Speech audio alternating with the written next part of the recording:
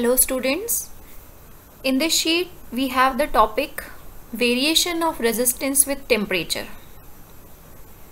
In Ohm's law we have studied that resistance is constant, but that is only under the constant physical conditions. So as this physical condition, that means temperature, will change, resistance will also change. So here we have to understand that how resistance changes as we increase the temperature. So for that we need a formula which we have derived for a given conductor of length L and area A. So resistance formula was derived as ml upon Ne square torque A. Now in this relation, m means mass of electron, L and A are dimensions of conductor, N is number density of free electrons, E means electronic charge, and torque means relaxation time. So we have to first of all see that which of the factors are primarily affecting the resistance on changing the temperature. So actually we have to separate out the constants from this formula.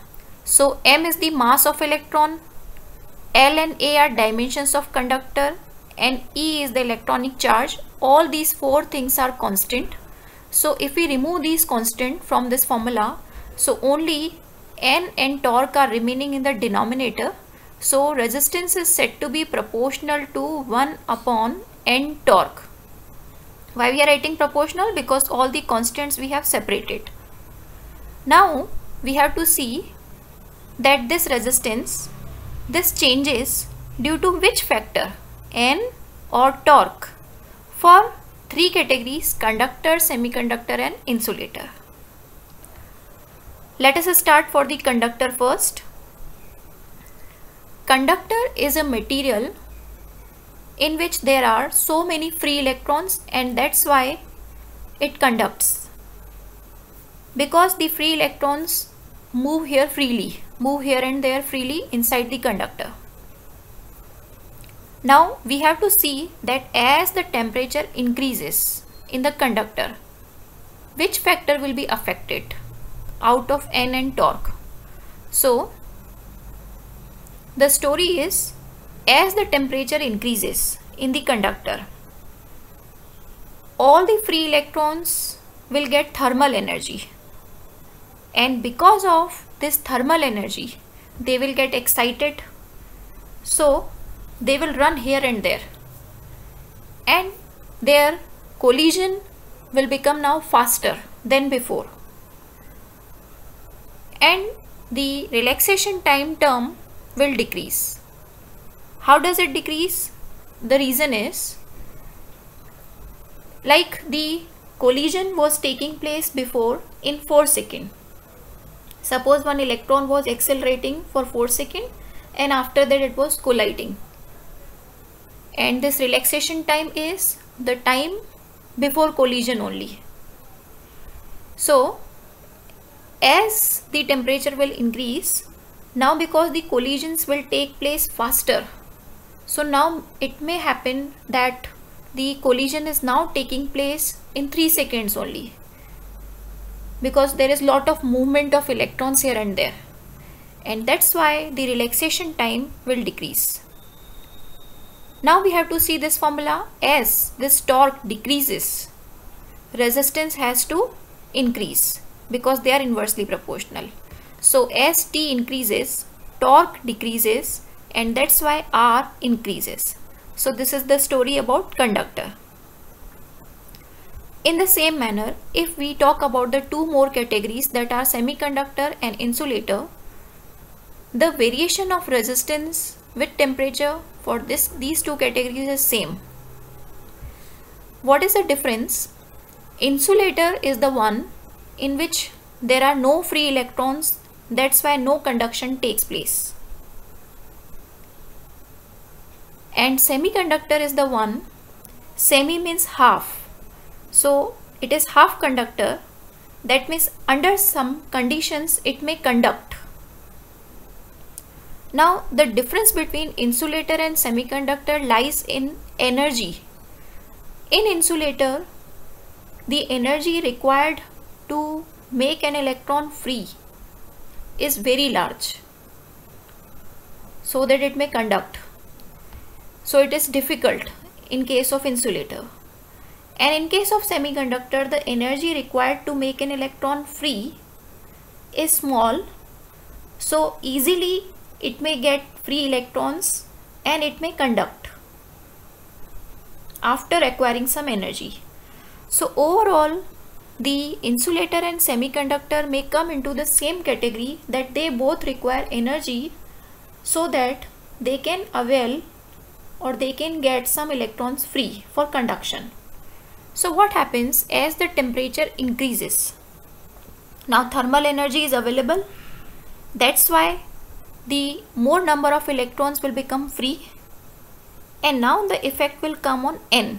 That means now number of free electrons will increase. So this N factor will increase.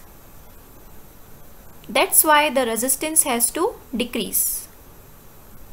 So the effect is just opposite. So the conclusion here is, in case of semiconductor and insulator, as the temperature increases, N increases, and that's why R decreases. So these two are the final conclusions which you can write directly in the exam. So for conductor, as temperature increases, resistance also increases, and for these two categories, as temperature increases, R decreases. Now based on these two conclusions, we have to discuss here one coefficient, that is alpha. So we will be using here one formula which is directly connecting the resistance with the temperature. We have to learn this formula. So R equal to R0 1 plus alpha delta T is the formula.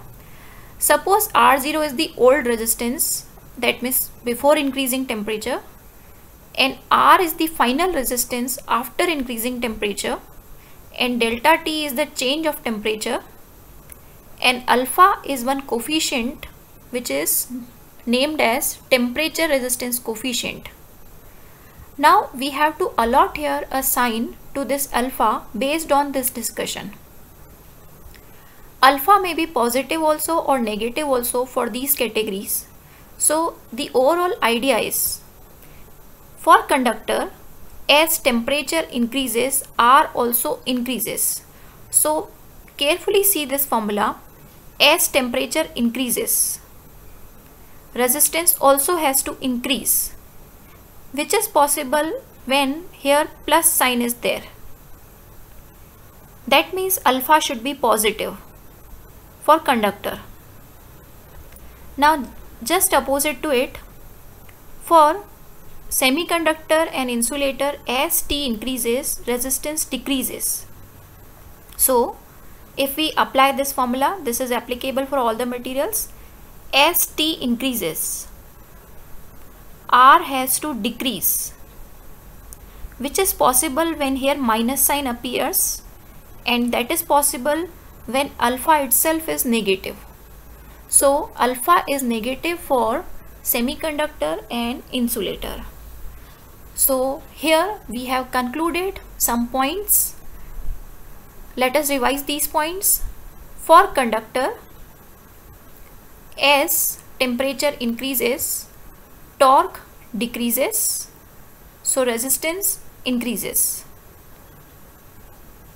And overall, with T increase, R increasing, so alpha is positive. And here in this category, the effect will come on N. That means as T increases, N increases, so R decreases. And because T and R are oppositely varying, so alpha is negative.